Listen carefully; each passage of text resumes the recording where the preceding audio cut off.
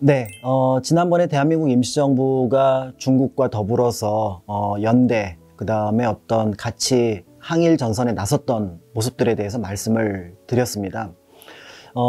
대한민국 임시정부가 27년 동안 존재했습니다. 1919년부터 1945년까지 이어졌는데요.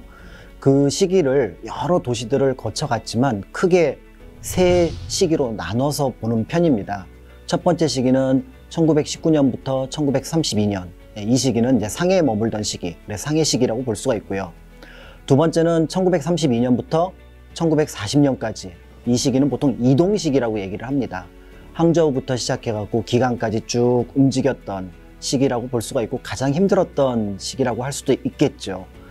마지막 시기는 1940년부터 1945년 한국까지 중경에 머물렀던 시기, 그래서 이제 중경 시기라고 얘기를 하는데요. 임시정부 역사의 전반적인 모습을 보게 될 때는 가장 큰 성과를 거둔 시기는 바로 이 중경, 충칭에 머물던 시기다라고 볼 수가 있습니다. 충칭에 가서 가장 이제 놀라운 점은 물론 이제 1945년에 썼던 4개의 임시정부 청사 가운데 마지막 청사를 보통 우리가 이제 방문을 하게 됩니다. 그렇지만 그 규모를 보면은 상해 시기 또는 다른 시기하고는 비교할 수 없을 정도의 거창한 규모의 청사를 보게 되죠. 예를 들어서 지금의 장관급이라고 할 수 있는 국무위원들이 각각의 사무실을 갖습니다. 그전에는 꿈도 꿀 수 없었던 일이었지요. 그러니까 결국은 모든 일들이 이제는 제대로 돌아가고 있구나 라는 것들을 중경 청사를 통해서 짐작해 볼 수가 있습니다. 그렇다면 중경에서는 과연 대한민국 임시정부가 어떤 성과를 거두었을까요? 아마 가장 첫 번째 성과라고 한다면은 1940년 9월 17일 한국 광복군을 창설한 일이 아닐까 싶습니다. 1932년 한일 애국단을 통해서 의열투쟁도 해보았지만 결국은 대한민국 임시정부가 생각할 때 우리의 독립을 위해서 그리고 우리가 만들어갈 나라를 제대로 만들어가기 위해서는 우리가 일본군을 몰아내는 것이 필요합니다. 또 그게 되지 않는다면 연합국의 일원이 되어서 전쟁에 참여해서 전승국의 지위를 얻는 것이 필요하겠죠. 앞에 것이 되었건 뒤에 것이 되었건 꼭 필요한 것이 바로 군인입니다. 군대죠. 그러니까 한국 광복군을 설치를 합니다. 그런데 이게 쉽지가 않습니다.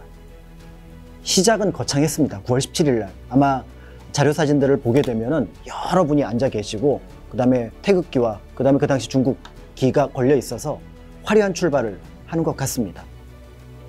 그런데 중국 정부에서 볼 때는 자기 수도에 다른 나라 정부가 와서 군대를 만든다고 합니다. 그리고 그 군대를 운영할 비용도 우리가 지급을 해야 한다고 합니다. 그러면 여러분들은 어떤 생각을 하시겠습니까? 그렇죠. 우리의 명령을 받아라. 우리의 작전을 받아라. 라고 얘기를 할 겁니다. 그런데 많은 부분 중국과 연대를 했지만 광복군은 독자적인 작전을 하는 것이 또 임시정부로서는 필요합니다. 이 사이에서 충돌이 생길 수밖에 없습니다. 결국 중국 국민당 군사위원회는 한국 광복군을 통제하기 시작합니다. 우리 명령을 듣지 않으면 움직이지 못하고 심지어는 중경시내 왔다 갔다 할 수 있는 통행증을 발급하지 않기도 합니다. 그러니 갑자기 만들어 놓은 군대가 오히려 이제 제대로 역할을 하지 못하게 생긴 거죠. 이때 이제 임시정부는 또 발빠르게 움직입니다. 그래서 그들에게 우리가 제대로 역할을 할 수 있고 당신들에게도 도움이 될 수 있다는 것을 설명을 하죠.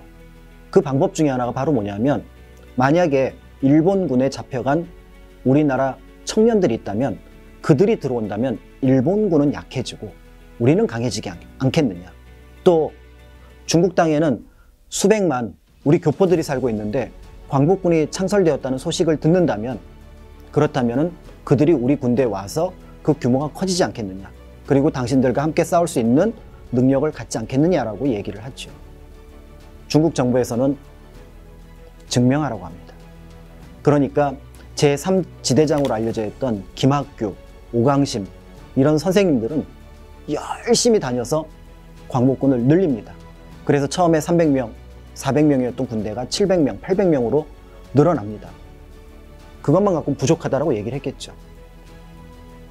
그런데 1945년 1월 말 기적 같은 일이 벌어집니다. 수십 명의 한국 청년들이 노래를 부르면서 중경 시내에 들어옵니다. 그들은 다 헤어진 일본 군복을 입고 있었습니다. 누굴까요? 맞습니다. 학도병으로 끌려가서 안희성에서 일본군에 소속되어 싸우던 청년들이 탈출을 합니다.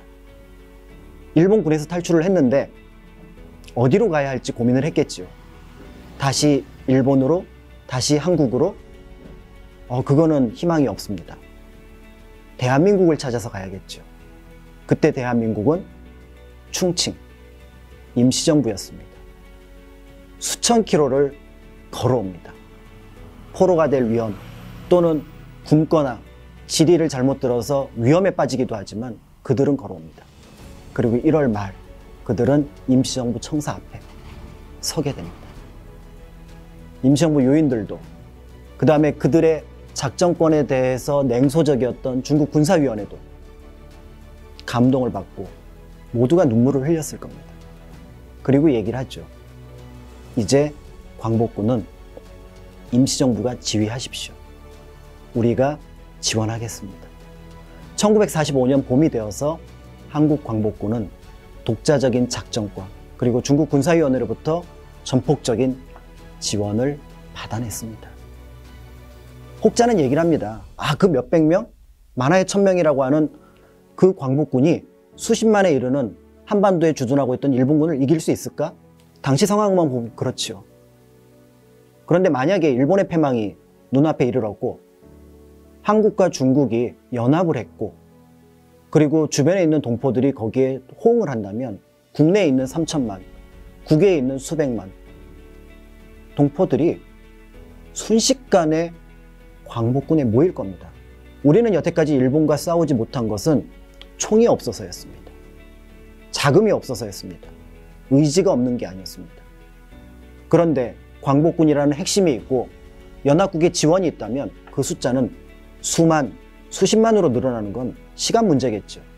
중요한 건 우리에게 광복군이 있었느냐, 없었느냐가 중요한 부분이 될 텐데 그 광복군을 40년에 만들어서 45년에는 독자적인 작전을 수행할 수 있게끔 만들어 놓은 대한민국 임시정부의 역량, 역할을 과소평가할 수는 없을 겁니다.